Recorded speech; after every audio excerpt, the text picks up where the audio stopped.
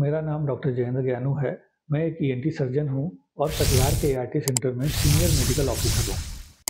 आज की इस वीडियो में हम बात करेंगे कि अगर कोई महिला एचआईवी संक्रमित हो और वो प्रेग्नेंट हो, तो क्या हम उसके होने वाले बच्चे को एचआईवी संक्रमण से बचा सकते हैं या नहीं बचा सकते? तो इसका जवाब है कि हाँ, आज के समय में हम होने वाले बच्चे को एचआईवी संक्रमण से बचा सकते हैं।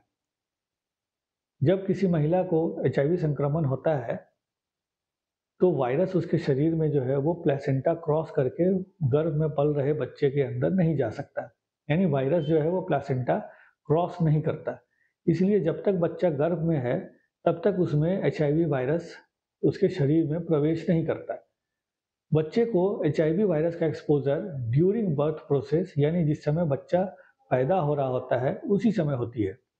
और उसे हम ये कह सकते हैं कि जो एमनियोटिक फ्लूइड है, जो बच्चे के चारों तरफ जो एक पानी का घेरा होता है थैली के अंदर, उसमें बहुत वायरस होते हैं। और जो बर्थ के दौरान थोड़ा बहुत ब्लड मदर का निकलता है, उसमें बहुत वायरस होता है। और उसके संक्रमण पे आने पे बच्चे को संपर्क में आने पे एचआईवी का संक्रमण हो सकता है। तो इससे बचने के लिए सरकार ने कुछ और स्वास्थ्य विभाग ने कुछ अपने नियम बनाए हैं।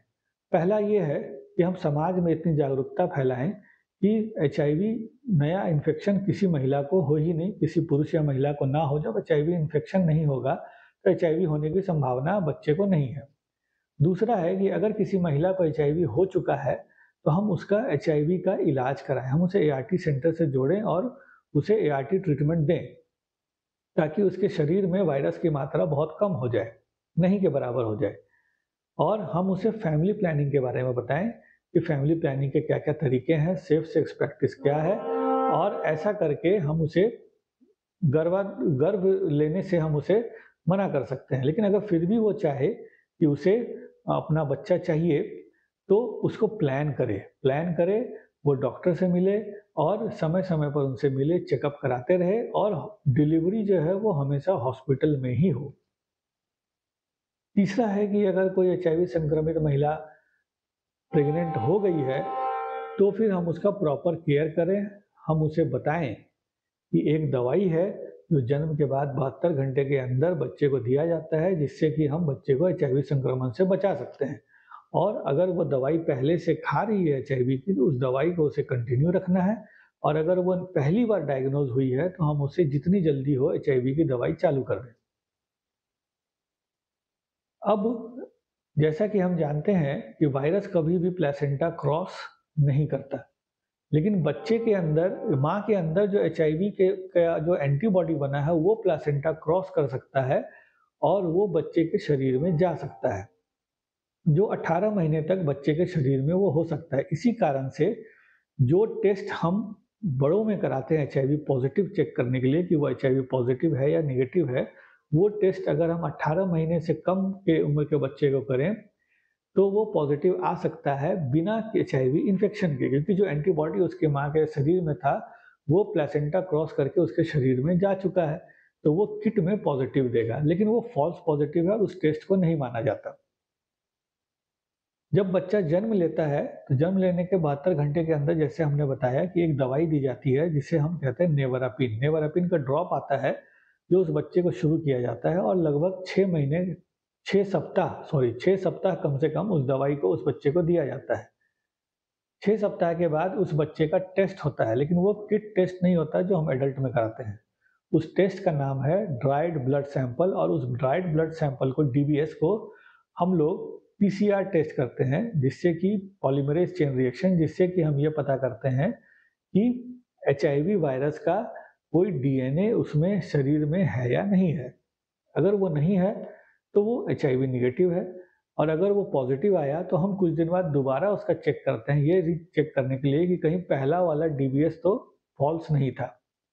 अगर लगातार 2 टेस्ट पॉजिटिव आ गया, तो इसका मतलब बच्चे को एचआईवी इन्फेक्शन हो चुका है और उसे जो एचआईवी का ट्रीटमेंट है वो चाहिए।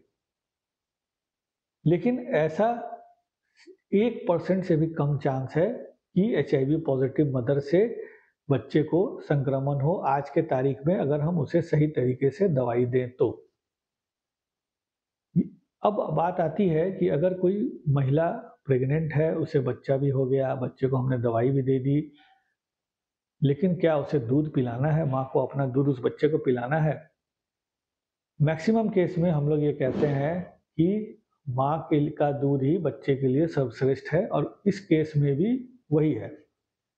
कुछ स्पेशल केस है जिसमें कि हम माँ को दूध पिलाने से मना करते हैं। जैसे अगर किसी महिला का जो एआरटी का ट्रीटमेंट है, एचआईवी का ट्रीटमेंट है, वो पहली बार चालू हुआ हो ड्यूरिंग प्रेगनेंसी, और डिलीवरी के पहले वो 24 सप्ताह पूरा ना हुआ हो, तो उसमें वायरस की मात्रा इतनी ज़्यादा होगी कि वो दूध में भी होगा और बच्चे को संक्रमित कर सकता है। या अगर किसी महिला का एचआईवी स्टेटस डिलीवरी के जस्ट पहले ही पता चला, किट टेस्ट से पता चला कि वो एचआईवी पॉजिटिव है, तो उसे तो इतना मौका भी नहीं है कि वो दवाई खाए, उस केस में भी हम बच्चे को दूध अपना पिलाने से मना करते हैं।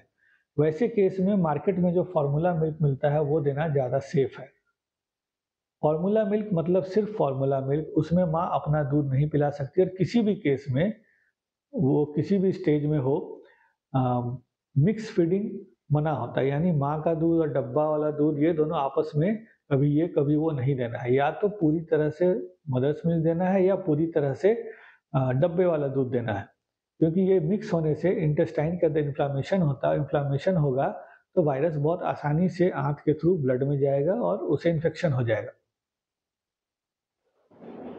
अगर कोई प्रेग्नेंट लेडी, अगर कोई लेडी जिसका वायरस लोड बहुत ज़्यादा है और उसने बच्चे को अपना दूध भी पिलाया है, या किसी को बहुत देर से पता चला, ड्यूरिंग डिलीवरी पता चला कि वो एचआईवी पॉजिटिव है, तो ऐसे बच्चों को भी नेवरापिन का जो ड्रॉप हम देते हैं वो 6 सप्ताह से बढ़ाकर 12 सप्ताह करते हैं, ताकि वो एचआईवी निगेटिव हो।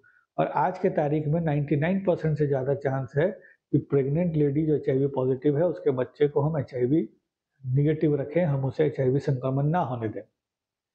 ये तो बात हो गई कि अगर हम आज के डेट में बचा सकते हैं। अगली वीडियो में हम बात करेंगे कि एचआईवी एक्सपोज़र क्या होता है। गलती से अगर किसी आदमी को एचआईवी वायरस से एक्सपोज़र हो जाए, तो उसे क्या करना चाहिए, और हम उसे भी एचआईवी होने से बचा सकते हैं। अगली वीडियो में हम इसी बात पे बात करेंगे कि एक्सपोज़र क्या है, कब हम मानेंगे कि किसी व्यक्ति को एचआईवी वायरस का एक्सपोज़र हो गया और उसे पोस्ट एक्सपोज़र प्रोफाइलैक्सिस की ज़रूरत है। धन्यवाद।